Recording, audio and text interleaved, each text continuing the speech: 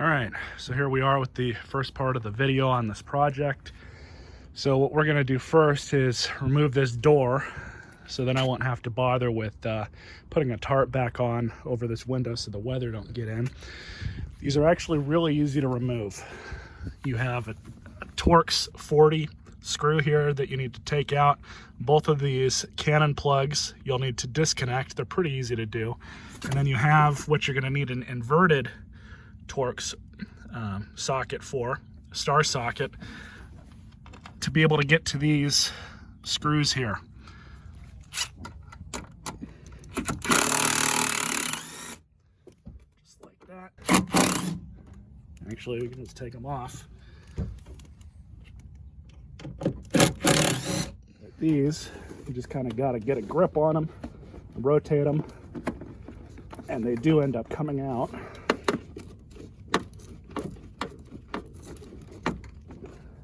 Just like that. Pull up on the door. Comes right off.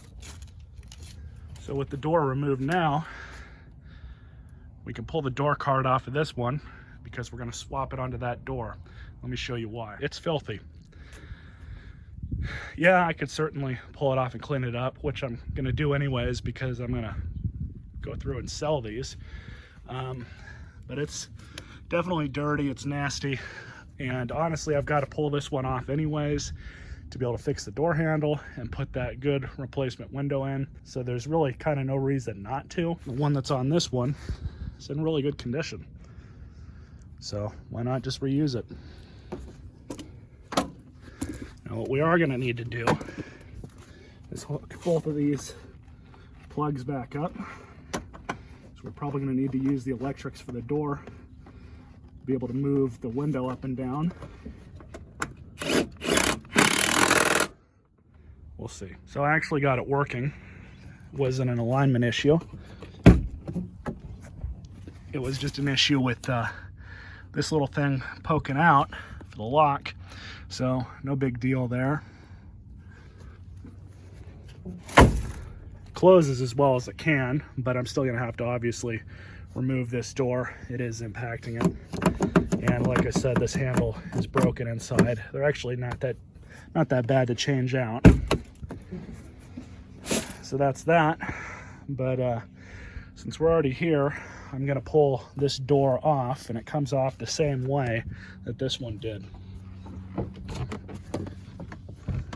So it's just those two star bolts and the Torx 40, and then the only difference really is these connector plugs going to the side, and it's just one actually. So you just kind of have to pull that off, and then there's tabs inside that you press, and then it comes out.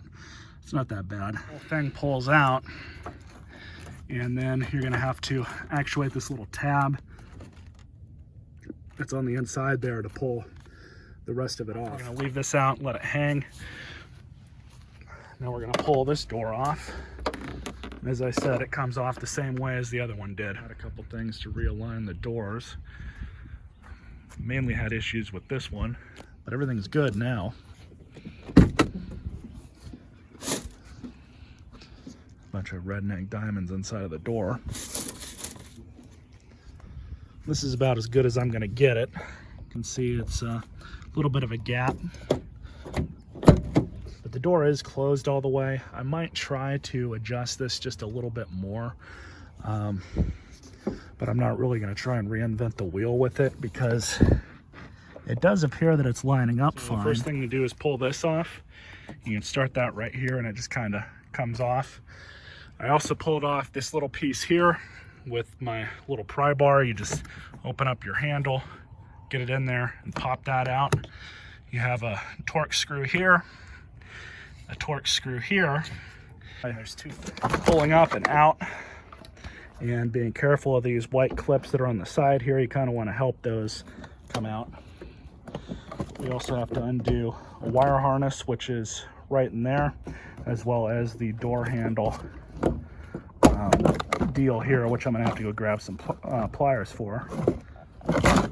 before we get too far ahead of ourselves, you will have to undo both of these receptacles here at the bottom.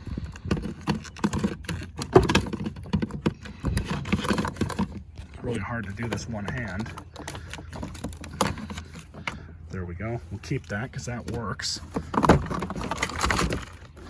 And then just kind of gently pull it out, and there you go. So we are going to keep this. We're going to pull the one out of that door here in a moment. You guys won't need to see that, but I do need to gain access to the inside of the door, and in order to do that, you have to pull back this weather shielding, and I hate screwing with this stuff because it's almost like once it's installed from the factory, it doesn't really mean to come off again. Now, because this car is newer compared to the other ones that I've worked with this stuff, it's not that hard to get it off. But that being said, I'm going to have to work it a little bit, and you guys don't really need to see that, but I might have to pull that speaker out for, I believe, 8mm or 6mm bolts, and then we'll have access to the inside. Thankfully, because we do have power, I can hook the switches back up and move the window regulator as I need to fit that window in. They're down in here. So they're all over the place. I'm actually going to spend a little bit of time trying to clean this out because I'm sure they're along this rail too.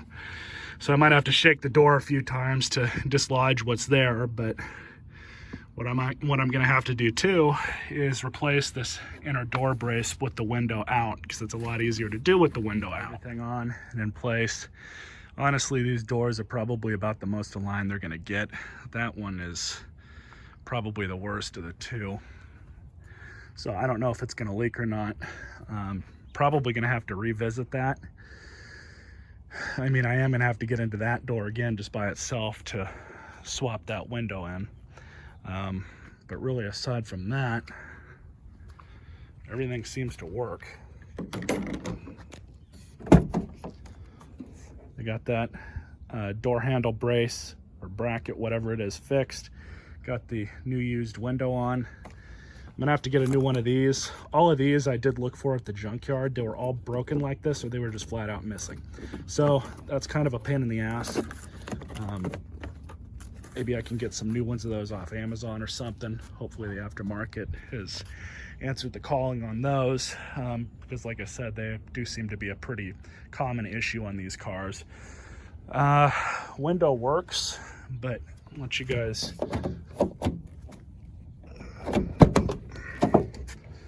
Like I said, I do still need to run some adjustments on this. I don't know how much better I can get it. I mean, obviously, like I said, I do need to tear into it a little bit, but I did have to adjust both of these brackets on the actual side of the car. So I didn't loosen them up here against the door. I did it against the car. I got it kind of as best as I could get it. There's one thing I hate about screwing with body work, it's aligning doors. I absolutely cannot stand doing it. But anyways, so let's get in. And I do want to show you guys what exactly breaks on these door handles. I did swap in the key lock from this one into that one, but what breaks is this piece right here. There's supposed to be a tang that comes out to about here, and when that breaks, you lose door control, so your handle will no longer work. And if you look online, everybody has the problem with these. It's seldom the door handle that breaks, though those are cheap as shit. This is where these normally break, but the new one looks like it's made out of steel, at least better metal.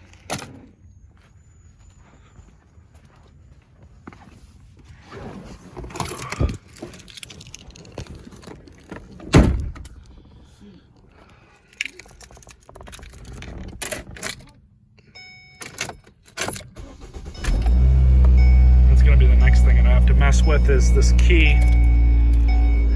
But I'll show you guys. good working window.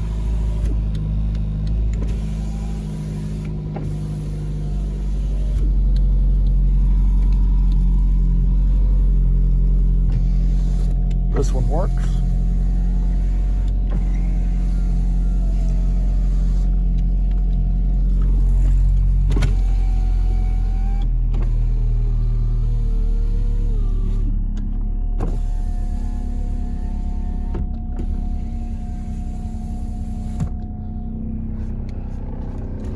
I'll show you guys something else.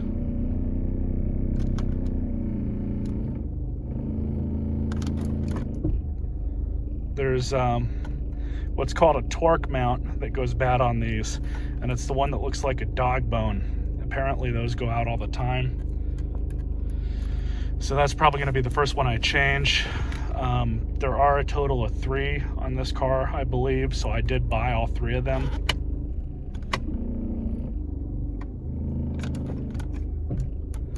But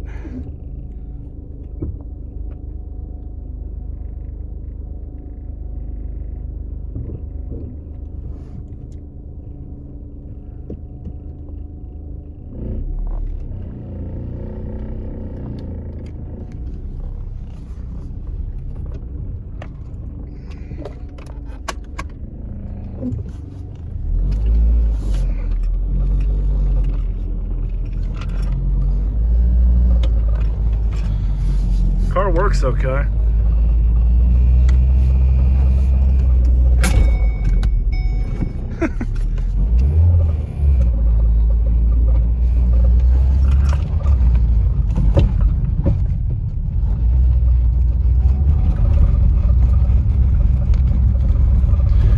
Bare minimum, make a good go-kart. Random cattage.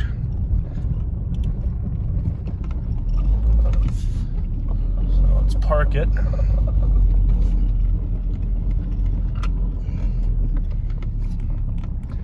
I hope you guys enjoyed this video. Stay tuned for more. Don't know what's coming next. Probably the motor mounts. And the steering wheel has definitely seen better days. Peace out.